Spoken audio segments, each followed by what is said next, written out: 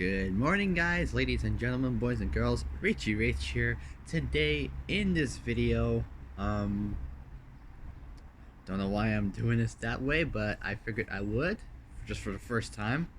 In this video, is a part 2 video of the 911 GT2 RS. So, now, where we left off, I was, let me just double check what I was doing. It's just my pen and earphones. So let's see where I was. So I've done what it was. It's a high performance track focused sports car. Then the 993 generation.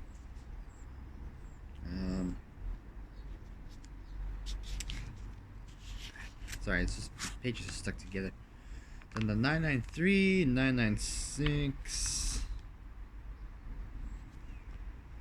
997.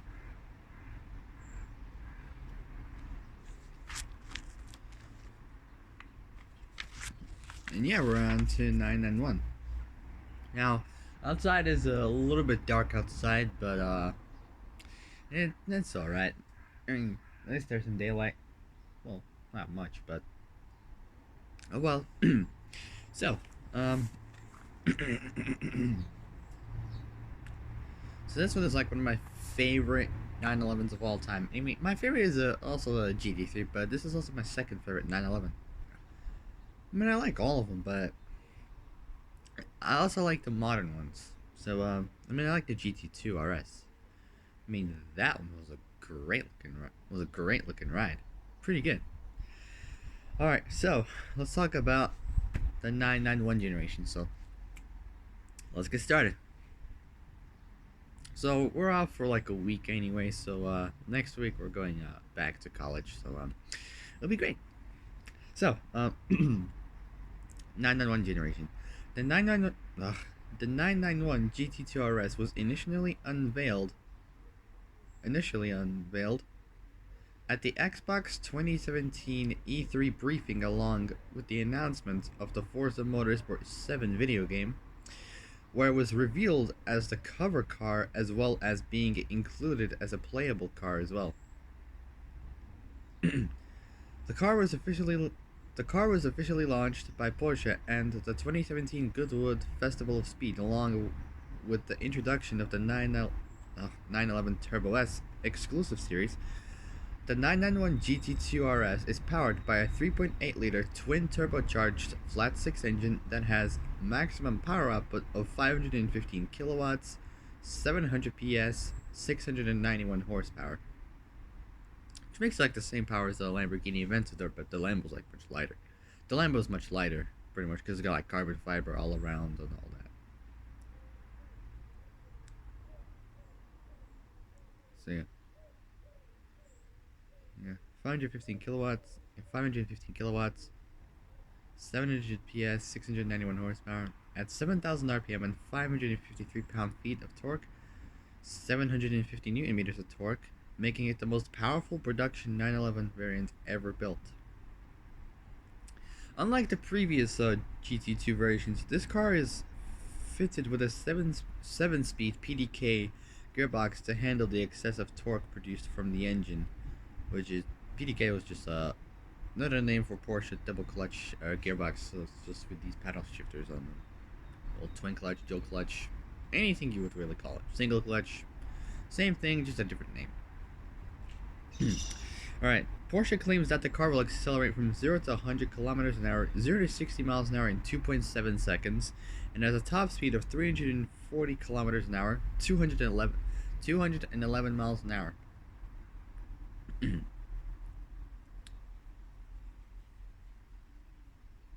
Alright, so let's do its overview. Its production was from June 2017 to 2019. Only 1,000 of those cars were produced. Model years were from 2018 to 2020. It was before everything was shut down when COVID first struck. Powertrain, and that was like way before my grandfather died, which was just sad. I mean, he was gone in November 2020. I mean, like, that's just shocking. I mean, 2 years. 2 years I have not seen him. Well, may rest in peace.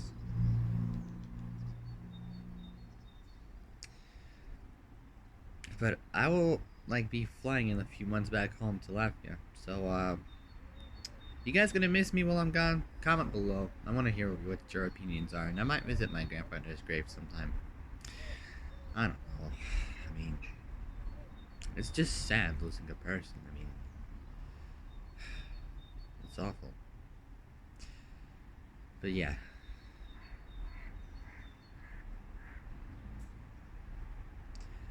Anyway. Okay, where was I? Alright, so overview. There we go. Sorry, I just got, like, lost my concentration from the work because of, like, yeah, you know what I mean. Anyway, so how long is the recording? 6 minutes. That's 6 minutes. That's crazy. Hopefully, I could try to do this in like under 1 hour. Like, hopefully, it depends on how long this info is, pretty much. All right. So 90. Oh my god. 991. There we go. 991 GT2 RS. Overview. Its production was from June 2017 to 2019. Only 1,000 of those cars were produced. Model years from 2018 to 2020. Powertrain. The engine, of course, is a 3.8 liter twin turbocharged Porsche MDH NA flat 6. It's like the same layout as a Nissan GTR. I mean, 3.8 liter twin turbo. But the difference is that the GTR has a V6 called the VR38D ETT, whereas the Porsche's got a flat 6 engine. So, engine 3.8 liter twin turbocharged Porsche MDH NA flat 6. Power output 515 kilowatts, 700 PS, 691 horsepower, with 553 pound-feet, 750 newton meters of torque. Can't even say it properly. Transmission, there we go. Transmission, a 7-speed PDK gearbox. Dimensions, wheelbase is 2,453 millimeters, 97 inches. Length, 4,549 millimeters. 4,549 millimeters. 179 inches, almost 180 inches. 1880 millimeters. 1880. Can't even say it properly. Oh my god. 1880 millimeters. There we go. If I try to say as slow as I could, then I will just like, then I'll hear myself properly say, and you guys can hear as well. Say it one. So 1880 millimeters, 74 inches. 1297 millimeters, 51 inches. Curb weight weighs in at 3,241 pounds, which is 1,470 kilos. I'm saying it slow so I won't like rush myself too much. So, the car has a magnesium roof front lid, front and rear wings, and the trunk made out of carbon fiber. Front and rear apron made of lightweight polyurethane. I don't know why I say it apron, but I got no clue. I mean, that's Porsche's words, not mine. I got no idea. So yeah, apron made of lightweight polyurethane. Rear and side windows made of polycarbonate, and an exhaust system made of titanium. Porsche claims that the car has a wet weight of 3,241 pounds, 1,470 kilos. So there's like a difference. There's like a wet and a dry curb weight for cars. Now, I don't really know what the difference is, but rumors might say that there is a difference. I don't know, but there might be. Yeah, 3,241 pounds, 1,470 kilos.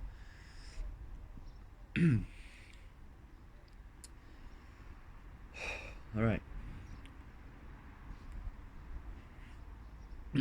So all right. So I'm here. So here we go. A Visac package option is available, which reduced weight by 66 pounds, which is 30 kilos, courtesy of the additional use of carbon fiber and titanium parts. This includes roof anti-roll bars and coupling rods on both axles being made out of carbon fiber, while the roll cage is made from titanium. Interesting, because roll cages are like made of cast iron, which they're just like heavyweight. But yeah, roll cage with titanium. Sounds interesting, but it's kind of cool. So yeah, made from titanium. The package also includes a set of magnesium wheels. The car was available in the US from early 2018. A production run of 1,000 units were planned, or was planned. Was same thing. The production run of the GT2 RS was to end by February 2019, but four units were lost in transit to Brazil due to the sinking of the ship Grande America, on which the cars were on board in March 2019. Porsche decided to restart production to reproduce the lost cars. In late September 2017, the 911 GT2 RS driven by Porsche test driver Lars Kerneman set a 6 minutes 47-second lap time around the Nürburgring Nordschleife, averaging a speed of 184.11 kilometers an hour, which is 114.40 miles an hour. This made it the fastest production car lap time recorded on the track at the time. In 2018, Warren Luff? My Australian is not really good, I'll be honest. Australian race car driver, stunt driver, and training instructor. At the wheel of the GT2 RS without the Visac package, just a standard GT2 RS from 2018, set the fastest production lap record at the Bend Motorsport Park in Australia with a lap time of 3 minutes and 24 seconds around the 7.7 to 7.8 kilometer GT layout. I don't know what that is in miles, but I might find that out and I'll comment below. Can't say it. If I find out what it is in miles per, not miles per hour, so in miles, it's just how big like the track is. I'll post down in the comments of how big the track is. And yeah, so if I have the time, then I might be able to do it. Well, obviously I have time because I'm off for like a week or so, or two, I don't know. But oh well. On October 25th, 2018, a 6 minute 40-second lap time around the Nürburgring Nordschleife was set by Porsche test driver Lars Kerneman in a 911 GT2 RS MR prepared by Porsche-owned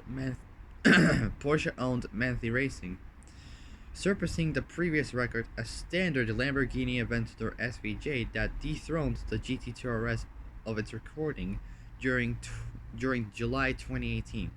In 2019, Porsche set further production lap records with the car at various North American circuits, like 1 minute 24.8 seconds at Road Atlanta. There we go. 2 minutes 15 seconds. 0.1 at Road. 2 minutes 15.1 seconds at Road America. And 1 minute 22.3 seconds at Canadian Tire Motorsport Park. I call it CTMP for short. Yeah, CTMP for short. Canadian Tire Motorsport. Yeah, Canadian Tire Motorsport Park. I might visit that track one day. Canadian Tire Motorsport Park. Sounds interesting. Alright. Technical specifications on the 2018 991, there we go, .2 GT2 RS. Configuration is a water-cooled, twin-turbocharged Porsche Flat 6 engine. Displacement 3800cc, which is 3.8 liters. So for every 1000cc the cars have, it's like 1 liter basically. Or if, like, say 1500cc, that's like 1.5 liters. And this goes on and on and on. You get what I mean. So at 3800cc, 232 cubic inch, 4 valves per cylinder. Bore by stroke 102 millimeters, 4.02 inches by 77.5 millimeters, 3.05 inches. Compression ratio is 9.0 to 1. Red line is 7,000 RPM. Rev limiter is 7,200 RPM. Maximum power output 700 PS, 515 kilowatts, 690 horsepower at 7,000 RPM. Specific power 135.5 kilowatts, 181.7 horsepower per liter. Maximum torque 553 pound-feet, 750 newton meters at 2,200 to 4,500 RPM. Specific torque 145.6 pound-feet, 197.4 newton meters per liter. Transmission is obviously 7-speed PDK. Front brakes 410 millimeter ventilated carbon ceramic rotors with 6-piston monoblock aluminum fixed calipers and ABS. Rear brakes 390 millimeters ventilated carbon ceramic rotors with 4-piston monoblock aluminum fixed calipers and ABS. Wheels and tires front 9.5 J times 9.5J by 20 ET50 265 35 ZR20s. Wheels and tires at the rear 12.5 by 21 ET48 32 325 30 ZR21s. Length 4,549 millimeters. Yeah, 4,549 millimeters. I just can't even properly hear what I'm saying. Sounds like I'm saying it quietly. 4,549 millimeters. There we go. 179.1 inches. 1,880 millimeters. 74 inches for the width. Height 1,297 millimeters. 51.1 inches. Getting up almost up to 1,300 millimeters. Wheelbase 2,453 millimeters. 96.6 inches for the wheelbase. Front track 1,558 millimeters. 61.3 inches. Same with the rear, but it's only a millimeter shorter. So yeah, the front and rear track are both the same. Just the rear track is like 1 millimeter shorter. 1,557 millimeters. Same, 61.3 inches. Curb weight 3,241 pounds, 1,470 kilos. Its power to weight ratio is 470 horsepower. Yeah, 470 horsepower per ton. Which would, I don't know, make it close to the Bugatti Veyron, I think. I don't know, but possibly. There's a lot of like supercars which got like power to weight ratios better than the Bugatti Veyron, pretty much. So next one is the fuel tank capacity. That's the important part. So it's 64 liters, 17 US gallons. Its luggage area volume 115 liters, 4.1 cubic feet, which I would say is like not really much storage basically, but oh well. I mean you could put some stuff into it, not a lot, but some stuff you could put in there, like groceries. You could put like your bags in there, basically anything you would really want that would really fit into the car. So your luggage area volume 115 liters, 4.1 cubic feet.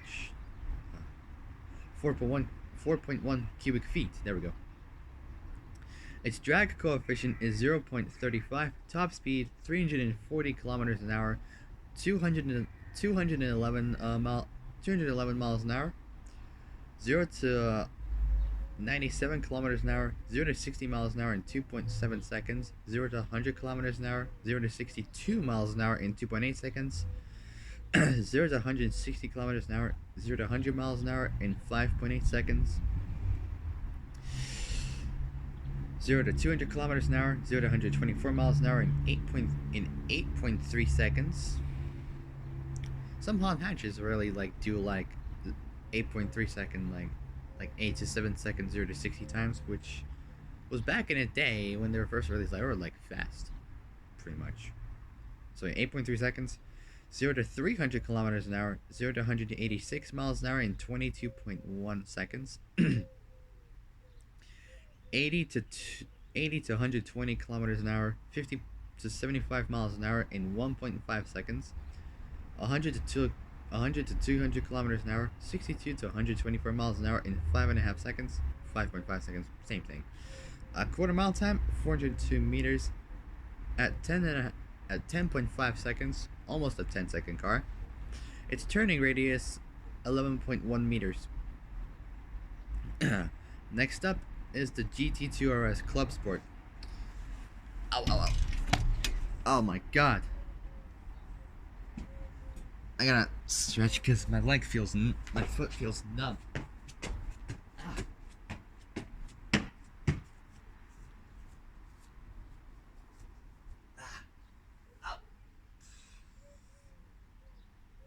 It's wearing out pretty much. Yeah, just because I came through like that when I was sitting down, and it's just uncomfortable pretty much. But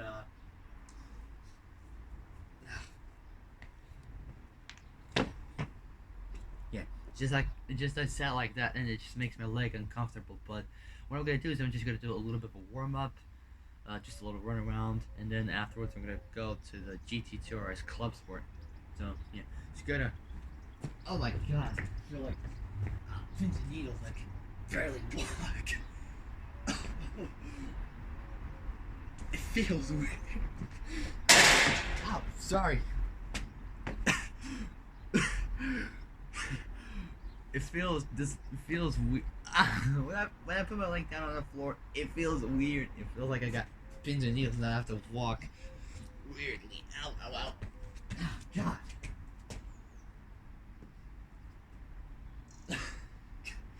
It feels like I'm being electrocuted. Oh my god. It's wearing off.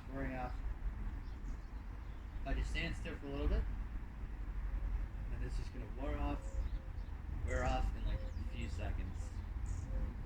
Like 5 seconds will wear off. And 5, 4, 3, 2, and 1.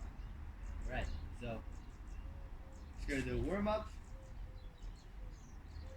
And yeah. So let's go.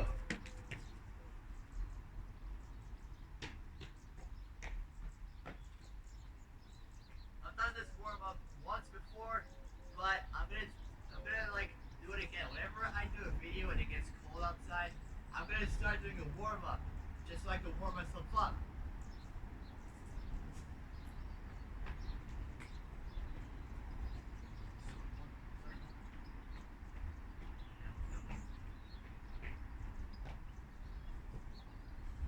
I don't know why I'm doing. I forget for these warm ups, I'm not gonna jump. That would be cheating.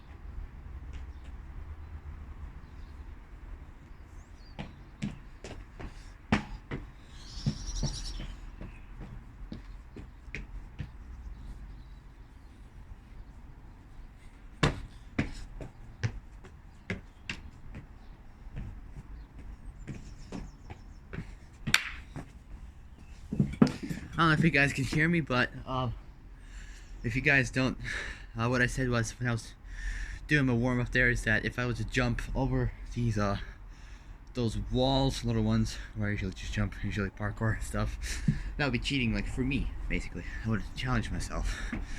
But even I did it, and I just thought, forget it. I'll just do it just for fun. But yeah, now my leg feels fine again. So I feel good. I'm alright.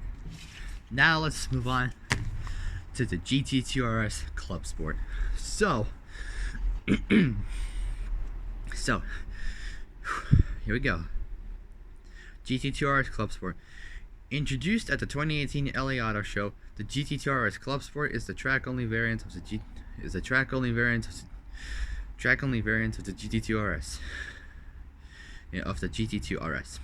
New aerodynamic elements increase downforce of the car, while the removal of non-essential components decrease weight further. New aerodynamic elements increase downforce of the car, while removal of non-essential components decrease weight further. Notable exterior changes include a larger motorsport-oriented rear wing made from carbon fiber shared with the GT3R, larger front air intakes with integrated LED daytime running lights, carbon fiber roof with an integrated escape hatch in case of a crash, carbon fiber engine cover and hood, along with a racing fuel cell and a new race exhaust system. Now, I have a feeling it's gonna have also like fire extinguisher, because some 911s, like modern ones, do have like, and some early 2000s ones, they have like fire extinguishers into the cars. But I think of that as a nitrous canister, basically. Not really, but I mean, for me, I do basically. So yeah, a new race exhaust system. The interior is race orientated, and notable changes include an FIA improved roll cage, a single racing bucket seat, and a racing steering wheel made from carbon fiber with an integrated color display shared with the GT3R. If I were to install a display on my car, what I would do is I would install one of those Motec displays, like the one in Born to Race, where Danny Kruger, played by Joseph Cross, he had his 2004 Subaru. for the scenes where he drives, it shows like he's got the Motec speedometer there. Well, the digital display.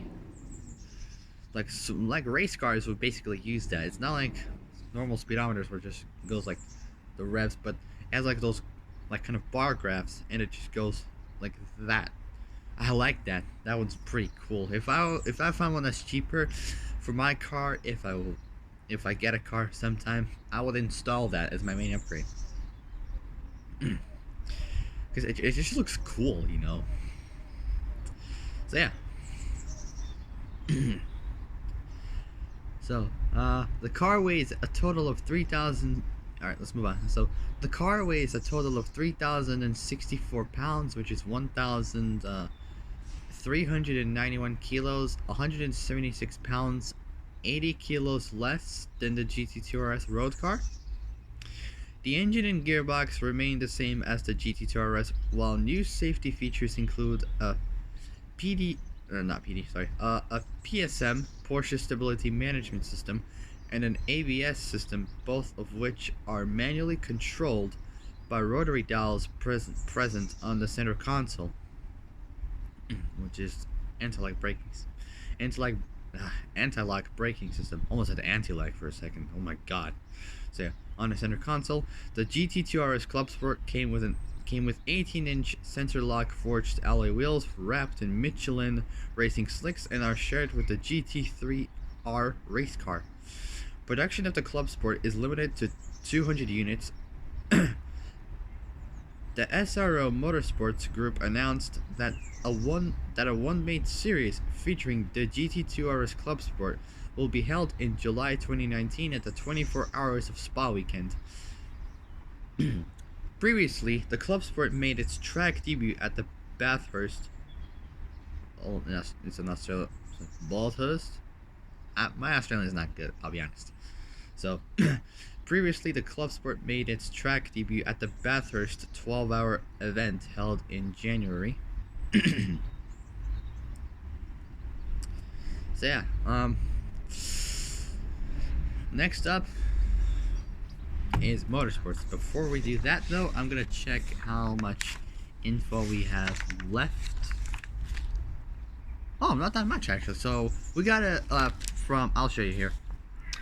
So this is where I am, motorsports, and this is what I have left, and then maybe for my next video, well, since I'm off for a week, I will do drifting. So I've done like a lot of info on this one.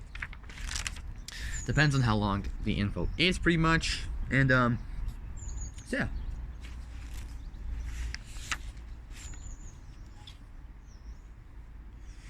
Okay, now, so time for motorsports. Here we go. So previously, the club star made its track debut at the Bathurst 12-hour event held in January. So now, motorsports. The Porsche GT2 came from a long line of 911 Porsche turbo race cars in international motorsports. Just a little scratch, but I'm okay. Starting with the 1974 911 Carrera Turbo for Group 5 racing, followed by the 934, a race version of the 930, or 930, as you could, doesn't matter what you would really call it, it's the same thing. 930 for Group 4 racing, then the famous Porsche 935, which dominated Group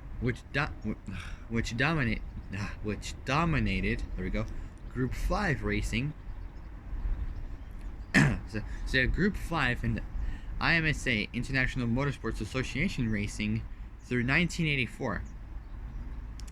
In 1986, a Porsche 961, a racing version of the 959, would be created with little racing success, but a leap forward in technology and development, such as all-wheel drive, which is AWD for short, so all-wheel drive, 4 valves per cylinder, and water-cooled heads, which is just another name for headers, basically. In 1993, Porsche had experimented with the extensively modified Turbo 964, named the Turbo S LM GT. Seeing the car's potential to be fast and reliable, as well as customer demand for a car to replace the 964 Carrera RSRs, Porsche chose to develop the turbocharged 993 for customer use. So we'll just see what part this is on. So this is part 2 video. There. Alright, so the 993 GT2 race car featured, it had some of the features into it. It had a stripped interior, integrated roll cage for safety, minor adjustments to the bodywork, wings in order to decrease weight as well as increase downforce, and wider fenders to handle the racing slicks, which are just racing tires. The suspension was modified to improve racing performance, while the engine was slightly tweaked for endurance racing. Twin triple K or twin KKK turbochargers fitted with required air restrictors allowed for 335.7 kilowatts, which is 450 horsepower. That is brutal. That is just awesome. 450 horsepower, that's a lot for a sports car like this. At the same time, Porsche also developed a GT2 Evo, able to race in the GT1 category. The Evo saw an increase in power to 448 kilowatts, 600 horsepower, so that's like 150 more horsepower, through the use of larger turbochargers. Other modifications included a new higher mounted rear wing, larger fenders to house the wider tires allowed in the GT1 class, and a decrease in weight to 2,425 pounds, which is 1,100 kilos approximately. The GT2 Evo was short-lived, however, as Porsche decided to replace it with the with the purpose-built 911 GT1 in 1996. The GT2 and GT2 Evo were initially campaigned in the BPR Global GT Series, as well as several other smaller national series, and earned 7 wins in their class out of out of 11 rounds during their first full BPR season in 1996, as well as a class victory in the 1996 and 1997 24 hours of Le Mans. There we go. In the new FIA GT Championship in the new FIA GT Championship that year, I was meant to say. There we go. Although Porsche faced factory-backed competition from Chrysler, the 911 GT2s managed to win 3 races. By 1998, however, the capabilities of the GT2 were unable to combat the increased number of Chrysler Viper GTSRs in the series, earning only a single victory. By 1999, the GT2s had been largely overpowered by the Vipers as well as newcomers Leicester. We're almost done. Let's do it. So, despite this, a GT2 prepared by Rook Racing managed. It's like the word rock but with an extra O onto it. It's spelled R-O-O-C-K. Rook Racing managed to win the GT2 class at the 24 Hours of Daytona. An increase in engine displacement to 3.8 liters in 2000 was unable to help Porsche. To help out Porsche, and support for the project ended. Porsche chose instead to concentrate on the new NGT category with the GT3R that same year. GT2s continued to be used by private teams until 2004. With the launch of the 996 generation GT2, several privateers attempted to continue on the motorsports history by building their own racing versions. Belgian PSI Motorsports 911 Biturbo, same name for twin turbo, and German A-level engineers 911 GT2R were used with mixed success in national series such as Belcar, Belgian Racing Endurance and GT Championship, National Sports Car Racing Championship primarily in Belgium, but were not competitive in international series. So that will be it, guys. So if you guys like this video, subscribe, comment below what you think, like the video, and if you get to over 50 subscribers, it'll make me a happy person. So I'll be doing my next video tomorrow morning, same time maybe as usual, I don't know, but I'll see what I can do. But the next video is about drifting, so that is going to be a really good day. So let's see, before I end this video, I'm going to check how much info I've done for drifting anyway. So yep,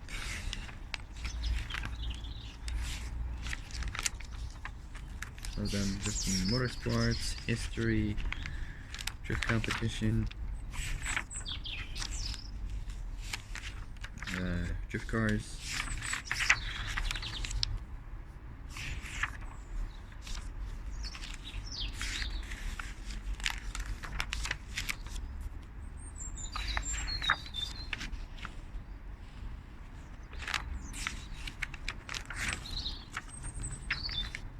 drift tuning,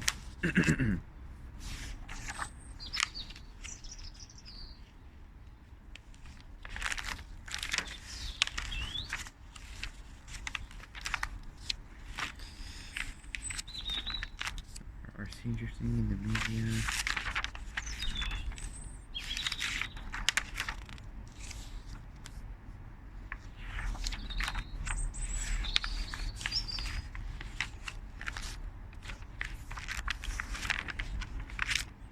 and yeah, so so yeah, I've done some info, and also I got another video coming up with the least amount of info. So pretty much that video will be like, I don't know, like 2-3 minutes, I guess, or maybe 5, I don't know. But so that will be it, guys. So if you guys like this video, subscribe, comment below what you guys think. Put a notification bell on the subscriber so you will be alerted of when I make a new video. So like I said, like the video, subscribe, put notification bell if you want to be alerted when I make a new video. Comment below what you guys think, and I'll see you guys maybe tomorrow. So it's been like 40 minutes right now, so I figured I'm gonna go now. So I'll see you guys in the next video. So have a fantastic day, stay safe, and I'll see you guys tomorrow. Goodbye.